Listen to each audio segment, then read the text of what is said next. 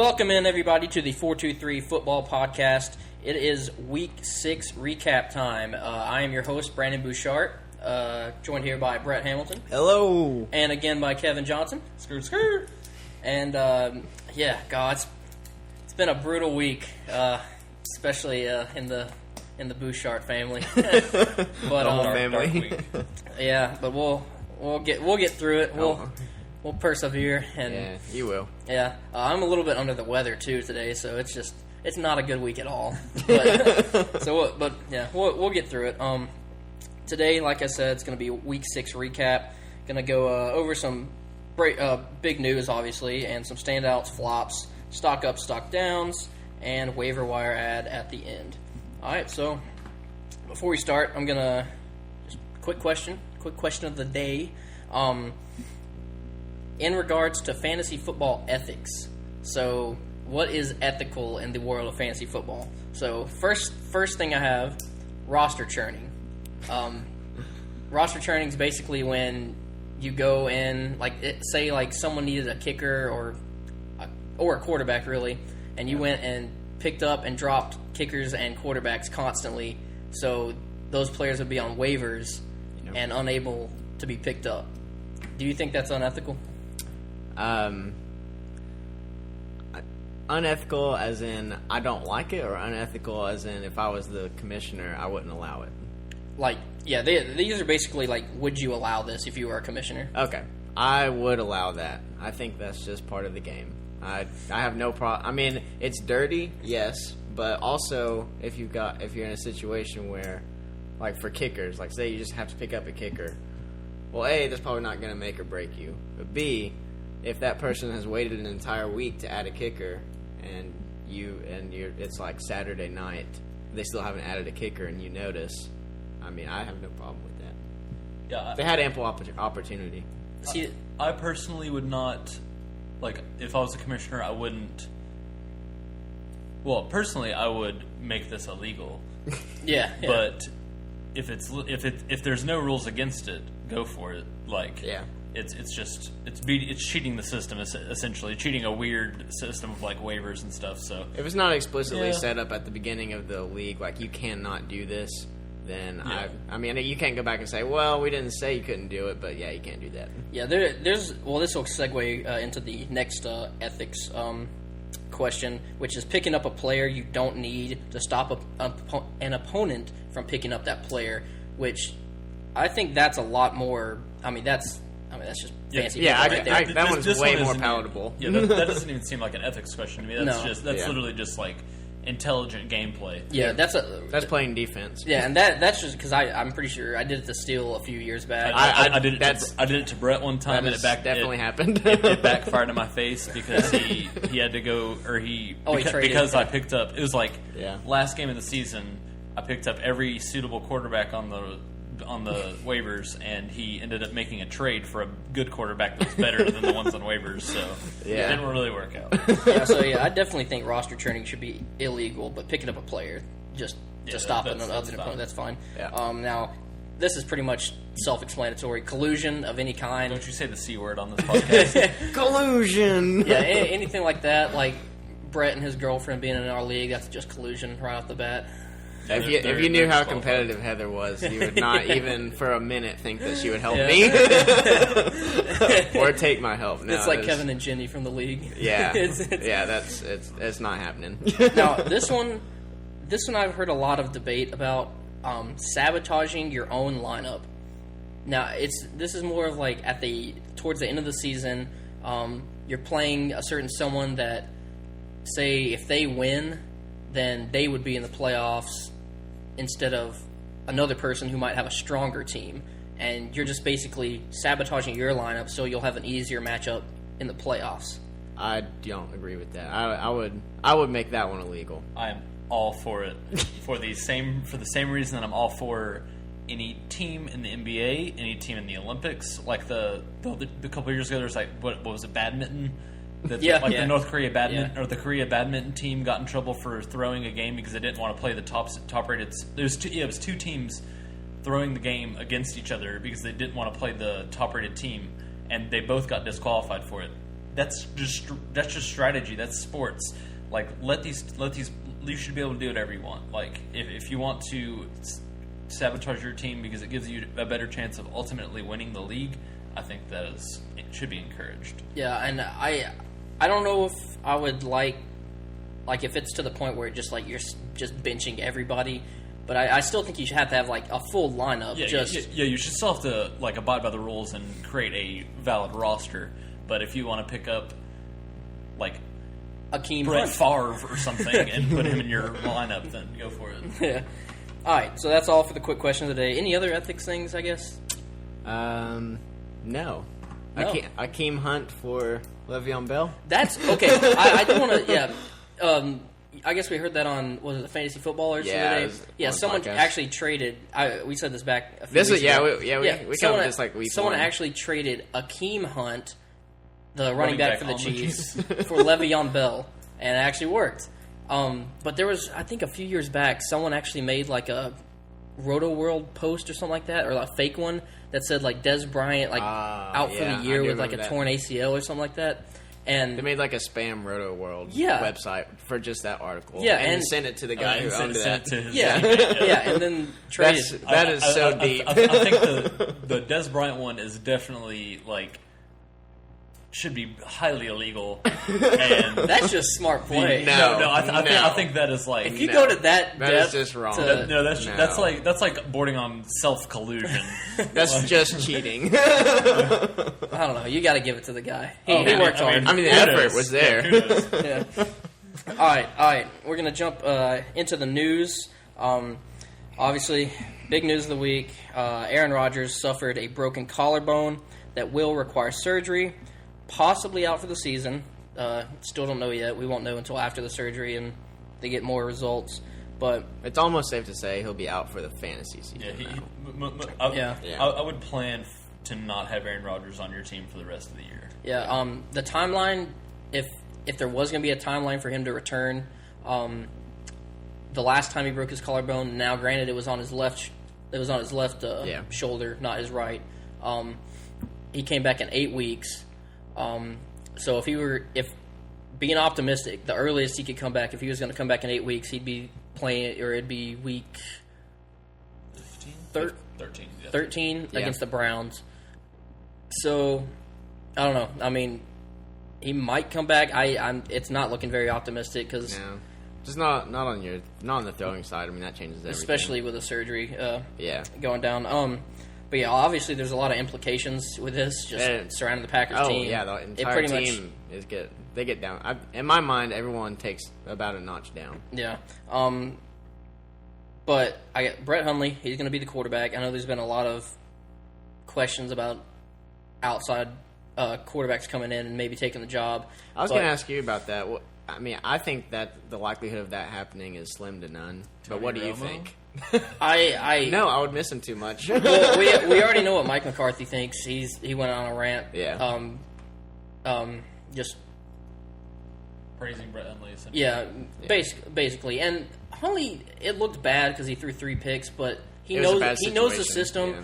Obviously, he wasn't ready to jump in right then. It's going to be better when he has a week to mentally and physically prepare for being the starter, and not just being thrown into a game. Yeah, and the Vikings have a tough defense too. It's a tough defense. They were playing in Minnesota. I don't see how any backup quarterback could have been successful in that situation. Well, granted, I'll just go on a little. I mean, not a little Packer rant, but like it's. I mean, obviously, Aaron Rodgers went down.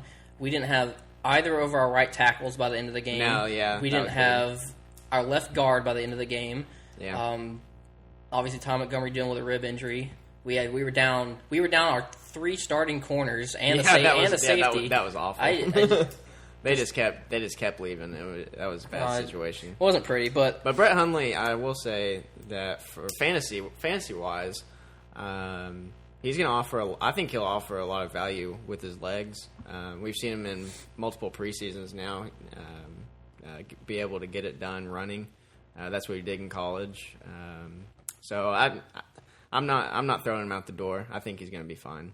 Yeah, I'm not so sure about starting Brett Hundley. Maybe 2 quarterback leagues, maybe. But when it comes to everyone else, running backs, receivers, they're, like you said, drop about a notch Yeah. In the Well, like Jordy Nelson's top tier, top end wide receiver 1. He goes down to maybe just a lower end wide receiver 1. I don't think it goes down that drastic. I think the guy who takes the biggest hit is Devontae Adams because he is more touchdown dependent than the other guy, or than Jordy is. Yeah. And even though the Packers offense will probably still be serviceable, they're not going to be scoring touchdowns at the rate they were with Aaron Rodgers. No, I think we can all agree that there will be less touchdowns to go around for all the fantasy players. Yeah. All right. Ezekiel Elliott, we're waiting on word. Hopefully it'll break while the show's going on, but his appeal of his suspension or the NFLPA is appealing his suspension. So we might hear a word for it today. I know, Kevin, I think you said... Yeah, I saw a blurb on Twitter earlier that said that, I'm not sure what it was from, but I remember seeing that he was for sure going to be suspended for the 6 games starting this Sunday. Or, because they're on bye this week. Yeah. So, if Alfred Morris and Darren McFadden are still out there in your leagues, definitely go pick him up. Honestly, I really don't think it... I mean, Zeke's obviously a superior athlete and running back, but I don't think it hurts them that much. Their line was kind of they were playing pretty poorly already, and I don't know. I think Alfred Morris and Darren McFadden can do well behind that line, regardless. Yeah. All right. Emmanuel Sanders will miss at least week 7 with a sprained ankle, so we got to monitor that. Yep. Jameis Winston day-to-day with an AC joint sprain in his throwing shoulder. I expect him to be fine, honestly. Yeah, me too. Golden Tate could miss a few games with a shoulder injury. They're on bye this week, so it might... Give them a little time. Yeah. Leonard Fournette injured his ankle in this past game. People were freaking out over this one. It looked really bad, but he was cleared to come back into the game, and if they were in a better position to win the game, he for sure would have come in. But it was dictated by the game flow. I think that was the biggest decision. Just he didn't need to come back in. Yeah, but that's what the worry was with Fournette all along: his ankles and his feet. But I don't know. Blake Bortles is going to have to figure out how to throw the ball. I mean, I don't think it matters. I think if they have Fournette, it doesn't matter. Yeah, I know. Well, I mean, like we're saying, eventually he's going to get hurt. If Fournette gets hurt, then yes, they'll have to figure something out, or they'll just lose ball games. But I mean, if you're putting that kind of a workload on him, and I mean, he is prone to get injured with his ankles and feet. I just think they're gonna have to figure something out in the passing game. It's going to work for a while, but eventually he's going to break down. Yeah, Chris Ivory, if you're a Leonard Fournette owner, or if not, if you have a roster spot, Chris Ivory is definitely a good ad. Teddy Bridgewater expected to practice this week. I don't expect him to play, but yeah, good signs. It's been a little over a year now since he had the horrific knee injury, so we might get to see Teddy Bridgewater. I think it's more likely than not that he will take over the starting job once he is healthy, because as well, Bradford's still dealing with his knee. He hasn't played that well. Case Keenum's just not... He's not a start. He's Case Keenum. Okay. Jumping into our... Actually, before we jump into the standouts, I meant to do a little drop scale. I'll list a few players. You tell me on a scale from 1 to 10, 10 being most, yes, you will drop them, 1 being no way. But, yeah. Isaiah Crowell. On the drop scale, I would say it's about a 7 for me. I'd say a 6. I go a little lower than Brett just because he is still getting volume and he is still getting carries. He's not doing anything with it, and he's on a terrible team that doesn't score points. So if you need roster space, don't be that scared to do it. But yeah. If I can afford the bench spot, I could justify keeping him on the bench. Yeah. All right, Marshawn Lynch. This is about a 5. Yeah, I'd say 5. He has not done anything noteworthy or impressive this year. So, but if he was on the waiver wires, I'd add him. Fair enough. Tariq Cohen. He's pushing into the 6 range for me. Yeah, I'd say I think he's a 7 to me. Yeah. I do think that you should try and trade him if you can, because people have a tendency to cling on to the first 2 weeks of the season and remember all the flashiness. Yeah. So try, but yeah. In PPR, I'm still holding on to him definitely though. Yeah. But Yeah, he still has that. yeah. All Upside right, value. Terrell Pryor. welcome to Dumpsville. Is that a 10? I'd say like an 8. Like he is. I still like his talent. I think that the Redskins are a good team, but he's just not being utilized. So maybe I'm overreacting. Like maybe you roster him because of his talent and the situation, but I'm still right up there. I'd say about an 8. I mean, yeah, I'm seeing a lot of other wide receivers step up there, and he's not one of them. Yeah. One more, Martavis Bryant. if he hadn't requested a trade, I would say like 9, 8. Yeah. But because he requested a trade, I think you hold on to him just in hopes that he gets put in a better situation for him and can produce. Just in case he pulls an Adrian Peterson. Yeah.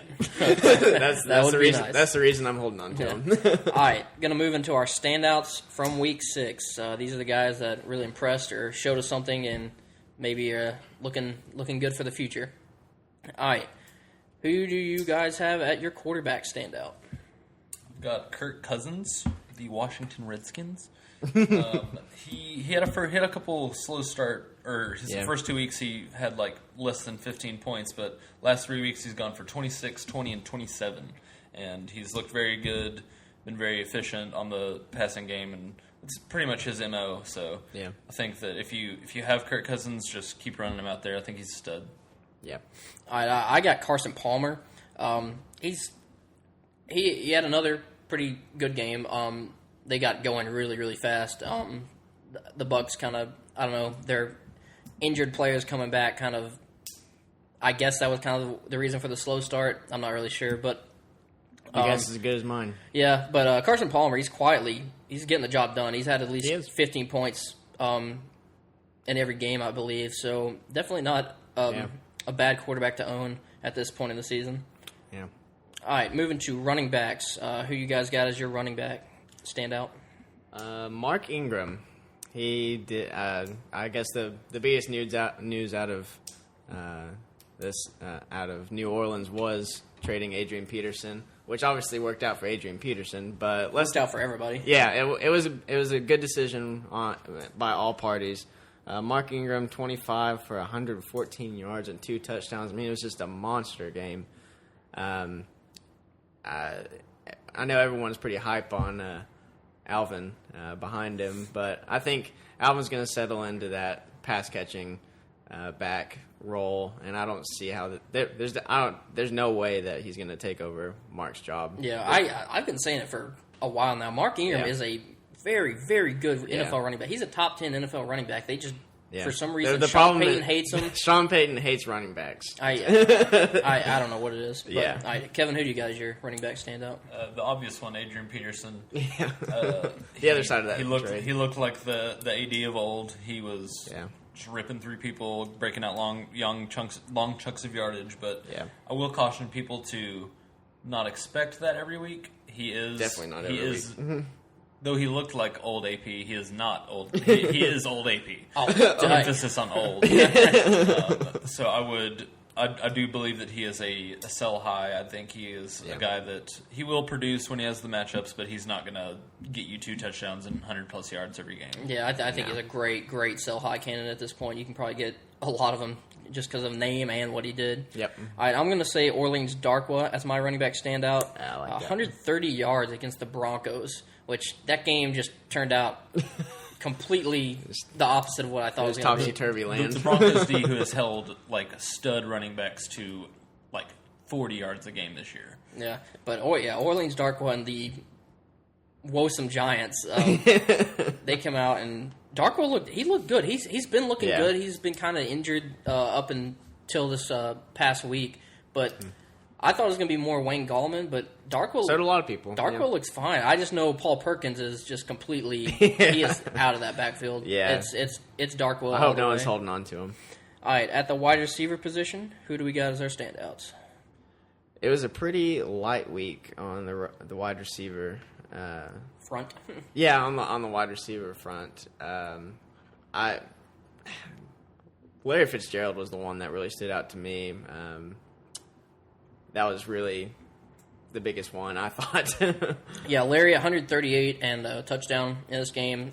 Most of that came in the first quarter. Yeah, honestly. it was. He had a monster first quarter. Vernon Hargreaves, man, He's you need awful. You need to call. He's your, awful. I remember going into the draft or when they were. I think it was between the top two corners. I think it was between Jalen Ramsey and Vernon Hargreaves. Yeah, and I was just like, whoever takes Vernon Hargreaves is going to regret it. Yeah. He's just not working out. He was. I don't know what people saw out of him in college, but it's not pretty. But that's not really fantasy relevant. Who'd you have as a wide receiver standout? I liked Golden Tate's performance this week. He broke off a pretty impressive scamper for a touchdown, breaking a couple tackles at the sideline. He's been getting moderate production all year, but this was his first week to get those big chunks and breakaway plays. He did get hurt, banged up, but do have a bye week, so just monitor it. Still be high on him when he comes back. Yeah, God, that Lions Saints game was just dumb. Absurd. What was it like? 5 defensive or special teams touchdowns? When the Saints scored 52 points, Drew Brees had 11 fantasy points. Michael Thomas had what, like 4? 1.4 or something like that. There was 90 points scored in that game, but you could not tell it by looking at fantasy numbers. But you saw the Saints defense. Yeah. All right, tight ends standout. Who we got as our tight ends? I'm going to go Austin Seferian-Jenkins. Yes, Jai. They're really leaning on him with 11 targets. He caught 8 for 46 yards and 1 touchdown, possibly He should have had 2. He actually caught 9 for 2 touchdowns, and he didn't have a fumble. Yeah. Most absurd call I've ever seen in NFL history. That's the Patriots. Besides maybe the interception gate. That was. I'm calling shenanigans on that one. He should have had 2 touchdowns. I mean, I just think he's, especially with the tight end front that we've got going on with all of the injuries, all of the people underperforming, not a whole lot of points going around at the tight end position. I think he's one that you could easily plug in every week. Yeah, and he's getting targeted like crazy because he's a good 5 inches taller than anyone on that team. You can always see him. Definitely like an ASJ. I guess Evan Ingram was our other standout at tight end position.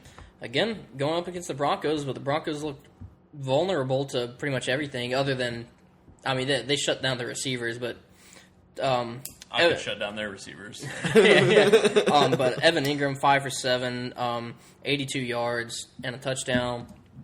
So I don't know. I think Evan Ingram is going to be pretty much the focal point of that passing game moving forward. And he is like a freak spark athlete. Like he looks like so Vernon good. Davis of old. He is a big wide receiver running at a tight end position. So I'm excited about him. Like keep running him out there if you have him. Yeah, a few more standouts we forgot to mention. Jerick McKinnon, back-to-back 20-point games. Derrick Henry, 145 yards and a touchdown. Out-touched DeMarco Murray, which I feel like it's slowly but surely moving towards Derrick Henry getting that role. Yeah. And then Nelson Aguilar, he's proved to be an active part of the Eagles' offense. And then Will Fuller, I guess we'll mention again, 8 catches. He only has 8 catches on the year for 5 touchdowns. So, yeah. He's on pace to get like 60 touchdowns this year. And only 50 catches. Yeah. All right, moving to our flops of the week. These are the guys that just poop the bed, basically. All right, quarterback position, who we got? Matt Ryan. Matty Ice. He is one of my biggest busts of the year. He was lauded as, I mean, he was the MVP of the league last year, just not being what he was at all. He has, I think, 1 game over 17 points, which is just absurd for a QB1. I don't think that you can roster him at the moment. Well, this week you definitely can because they're playing New England. Yeah. So fire him up. But, be wary and the Falcons just don't look the same this year. It's weird. Super Bowl slump. Yep. I don't know what it is. I know. I'm going to go with Joe Flacco. Only 1 double-digit game this year. He's pretty much not startable at this point. No. I don't really think there's a Raven you can start other than maybe Buck Allen and Alex Collins. And just kind of close your eyes and pick at that point. Yeah, I really do not like the Ravens from a fantasy perspective. No. All right, who we got at the running back position for a flop? Devonta Freeman, this was a weird game.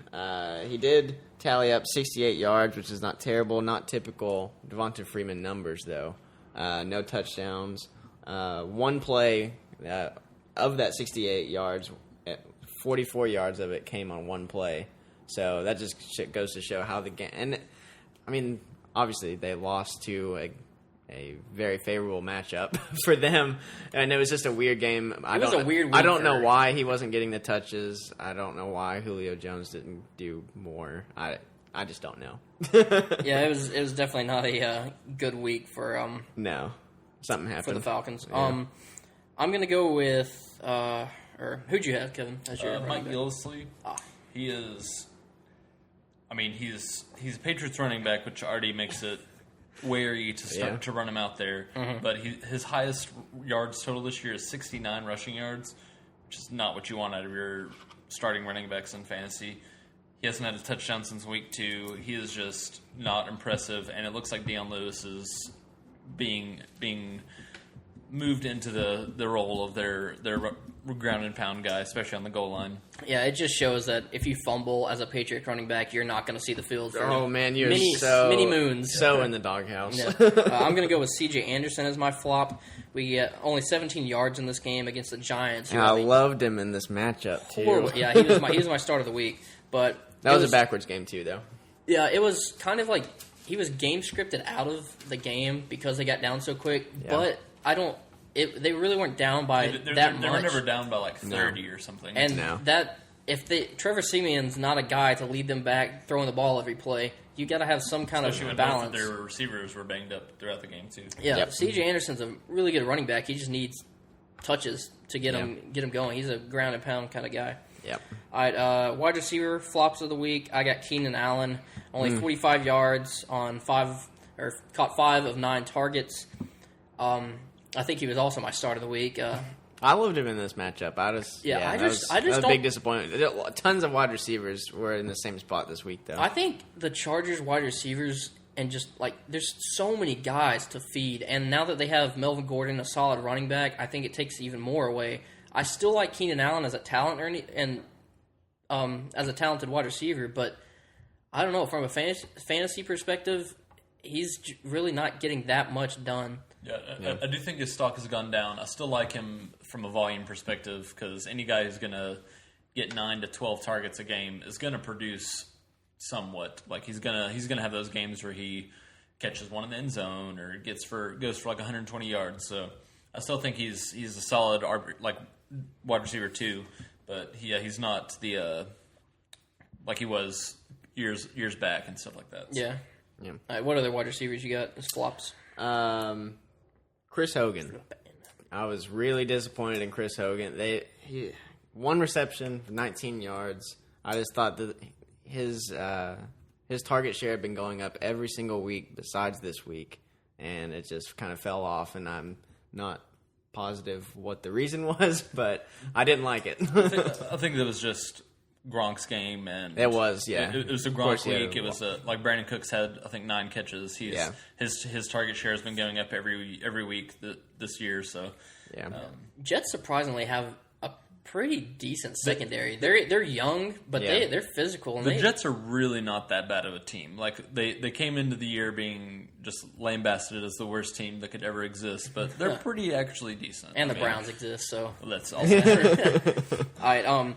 Just a few more flops to mention. Elijah McGuire. I know a lot of people rolled him out last week expecting a big game since Bilal Powell was down, but he only had 2 points. And then I guess I'll mention Terrell Pryor and Amari Cooper again. You guys know how we feel about those two. I mean, I still love Amari. I was telling the guys earlier, Amari did have 2 big catches or 2 like 30-ish yard catches called back due to penalties. Yep. So he may have had instead of having a 5 for 28 game, he would have had like a 7 for 85 game, which we wouldn't be talking about now. So yeah. All right. Moving on into our stock ups and stock downs. These are the guys we're rising and falling on. So give me a stock up. Christian McCaffrey, 14 targets in this game against the Eagles on Thursday night. 10 catches? Yeah, What 14 was? targets, Yeah. 10 catches. That's ridiculous. 10 catches. I mean, a PPR champ. Yeah, PPR. Just 56 yards, but he did get in the end zone. I think that if they can use him, if they can figure out that they should use him like that every week, I think that his fantasy value is going to go way up. Yeah, I think as the season goes on, they're going to figure out where he's effective, what kind of schemes to use him in, and he'll be effective as their big play guy. He's just been underutilized up to this point. Yeah. I have Jay Ajayi as a stock up. Jai. He's always had the talent. He's always had the touches. He just hasn't been producing this year on that horrific the Dolphins offense. I think it's mostly the offense. We finally saw problem. something from him, though. And he was the catalyst for that offense this week. He was the guy who moved the chains. Had 130 yards on like 26 carries. So he's definitely a guy to watch out for. I think his outlook's looking up. Yeah. My stock up of the week is going to be Mark Ingram. I raved about him earlier. Just same thing. He's a really, really good running back, and the Saints have a very prolific offense. And with Adrian Peterson gone now, it's clearly Mark Ingram's role. Alvin Kamara might spell here on third downs, but Mark Ingram is a very, very talented running back and perfect for fantasy. All right, who we got as our stock downs? Sammy Watkins continues to disappoint. He had one catch for 11 yards. He is definitely unstartable at this point, which is so strange. He's such a talented wide receiver. I don't know if he just hasn't made that connection with Goff yet, or if I don't know why they went out and got him if they weren't going to use him. I'm just really confused by the whole situation, but right now he's unstartable. I think he's borderline droppable as well. Yeah. Who's your stock down, Kevin? This is a surprising one, but I'm going to go with Will Fuller for the sole reason that 5 touchdowns in 8 receptions is an unsustainable rate. So I personally think that he is going to be a quality wide receiver 3 kind of guy. He's on a good offense. Deshaun Watson is a freak of nature at the moment. He's throwing all the touchdowns. if there's a owner in your league that likes flashy numbers and likes to see double digits on wide receivers, trade him for a guy who is going to get you more consistent. You can get a lot out of him right now. Yeah, he can probably go for a pretty penny at the moment. Yeah. My stock down, which I know we had some disagreement on earlier, the Packers running backs, Ty Montgomery, Aaron Jones, Jamal Williams, if you want to throw him in there. I understand, obviously, Rodgers is out for a significant amount of time, so you might think that he would lean on the running backs now, but I think I don't know, I just don't think, unless Hundley can really, really show something, I think a lot of teams are going to just completely shut down the running game and make Hundley pass. So I don't know. And especially the fact that I was kind of falling on the Packers, on Montgomery and Jones, even before Rodgers went down, just because them being split so much is just going to hamper their fantasy expectations. I didn't really expect them to go into more of the committee role. It just doesn't seem like a Packers thing to do. That's not really how they've operated for a long time. I do think it'll even out to be more of Ty's game than this week showed. Once he gets completely healthy once he again. gets closer to 100%. But I do disagree with Brandon on some to an extent, because this is a different Packers team than the ones of old, where a couple of years ago when A-Rod got hurt, it was Eddie Lacy that they had to turn to in the running game. And, I mean, unless you want some cottage cheese running through the line, it's not going to do much. But I hope we have a better situation than that. I think they will be effective in leaning on the running game because, Brett Hundley is not an elite quarterback as far as we know, but he does have elite weapons at his disposal, and defenses will have to still respect those. They can't just stack 9 guys in the box and say it's good. Yeah. So they do have to get that line healthy as well, or they're not going to go anywhere, because it looked horrible this past game. All right, waiver wire ads. Just give me your top 5 guys that you're looking at adding this week. I'll say Orleans Darkwa, Deion Lewis, Alex Collins if he's still available. 2 kind of deeper ones: Juju Smith-Schuster. Juju. With the impending departure of Martavis Bryant, what may or may not come to fruition, but if Martavis goes out, they've already been incorporating them into the game. I think his value shoots way up. See, I don't know about that. If Martavis does leave, then yes, I agree. Granted, Juju is not really the downfield guy like Martavis is. No. But Eli Rodgers is set to come back, I believe, this week, and they really, really like Eli Rodgers, so I think it'll take quite a bit away from Juju. Yeah, who you got as a waiver wire ads, Kevin? If either Darren McFadden or Alfred Morris are still on the waivers, they should be easily like the top pickups, like blow fab on them. Pick those guys up.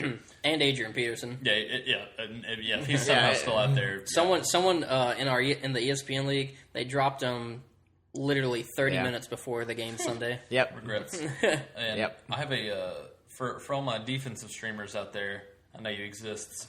The New Orleans Saints, I am very high on this week.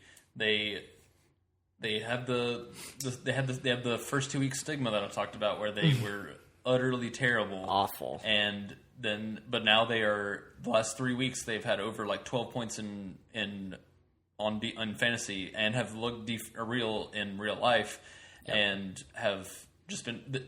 It's the way they've been playing defense, like they've been taking risks and gunning for interceptions and stuff. So I would pick them up in fantasy and run them out this week. Yeah, and Marshawn Lattimore, if you guys have watched him, he is a beast of a cornerback. He's like he's like Jalen Ramsey-esque in my opinion. Just a few more names. Marlon Mack, he's slowly getting more and more reps at the running back position, and Robert Turbin's done for the year now with a grotesque elbow injury. Yeah, I don't want to watch that ever again. Yeah, Chris Ivory, like I said earlier, for all those Fournette owners, probably a good ad. Two wide receivers I want to mention. Ted Ginn, I think he's finally getting going in that Saints offense. He had a great game. And Dante Moncrief, we're slowly getting closer to Luck's return. And even without Luck, Jacoby Brissett's looked somewhat decent. Moncrief should have had a touchdown yesterday or in that Monday night game if he didn't just flat out drop it. But I do like Dante Moncrief, and I know he's out there in a lot of leagues. Yeah, and I don't even think he's a waiver wire ad. I think you can wait till after waivers go through and then pick him up, because he's pretty much off everyone's radar at this point until Andrew Luck comes back. Yeah. All right, so that's going to be the show for today. We'll be back tomorrow with our Week 7 preview show. I don't believe I don't know, maybe on our Friday show we'll have Peyton back on. It's been weeks since he's showed up. Kevin's been sliding into the role very nicely. But yeah, follow us on Twitter and Instagram at the423football. Like us on Facebook. Subscribe on iTunes, Google Play, and YouTube. Give us a like. Leave your comments and reviews. Thanks for listening. We are the 423 Football Podcast.